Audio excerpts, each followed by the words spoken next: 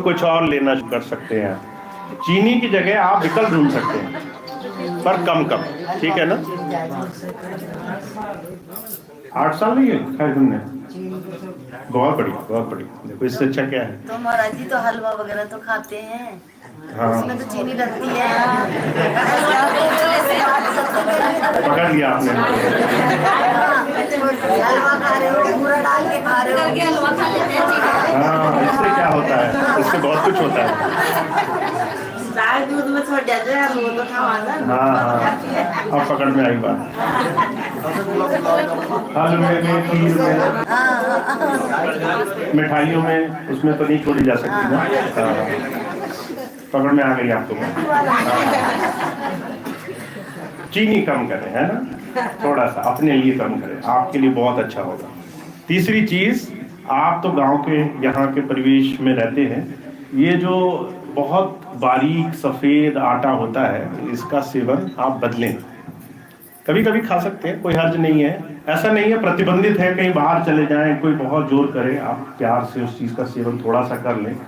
आप उससे कैसे बचेंगे, उसके लिए चुनाव का एक विकल्प रखें कि अगर कोई बहुत कह रहा है कि चाय पी लो, चाय में शक्कर पी लो, तो आप थोड़ी सी कम पीने की कोशिश करें, ठीक है ना। माताएं बड़ी खुश हैं कि आज खाना सब गड़बड़ हो गया। तीसरी चीज आटा, आटे का ध्यान रखें, आटे को बदले। चौथी चीज, अगर आप सफेद चावल खा रहे हो, ठीक है ना, वैसे तो 2 अनाज 3 अनाज साज नहीं खाने चाहिए, ठीक है ना। अगर आप रोटी खा रहे हैं, उसके साथ चावल खा रहे हैं, उसके साथ आलू खा रहे हैं, तो आप समझ लीजिए आप अपने आप ऐसी दिशा में जा रहे हैं जहाँ पे दवाई काम नहीं करेगी। तो इन 3 चीज़ों को कोशिश करें कि आप कम से कम एक दूसरे के साथ खाने की कोशिश करें, ठीक है ना। चावल और रोटी एक चुन लें, एक बार में खा, दूसरी बार में दूसरा खा लें, और कोशिश करें कि ये चौथी चीज़ अगर इसको धीरे से कम कर सकते हैं। और 5वीं चीज़ जो शायद थोड़ी सी मुश्किल लगी, वो है दूध दही। ये चीज़ ऐसी है जिसको आप अपनी स्वेच्छा से देखें। अगर आपको लगता है कि आप इसका सेवन करें बगैर, अभी एक भाई मुझे मिले कुछ दिन पहले जो कहते थे रात को नींद ही नहीं आती अगर हम दूध नहीं पी लेते थे। तो अब ऐसी समस्या में क्या करेंगे, सोना तो है, तो फिर आप उस चीज़ को अपने हिसाब से देखें। जो 5वीं चीज़ है उसे अपने हिसाब से देखें। तो थोड़ा आहार को आपको इस तरीके से देखना है कि ये हमेशा से ध्यान से जुड़ा रहा है।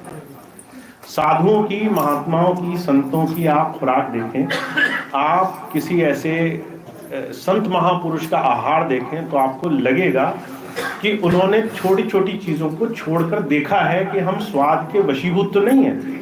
हमारे स्वामी जी कहते थे कि वो 40-40 दिन कुछ कुछ चीज़ें छोड़ दिया करते थे।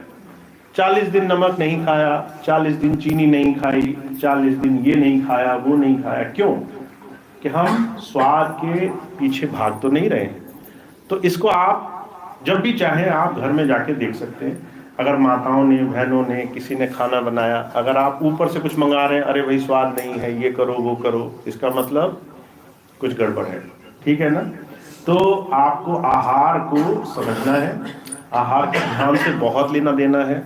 बहुत सारे कारणों से हो सकता है ध्यान इसलिए भी ना बनता हो क्योंकि आप शरीर से बैठ ही नहीं पा रहे, आप बहुत सारी दूसरी समस्याओं की वजह से परेशान हैं।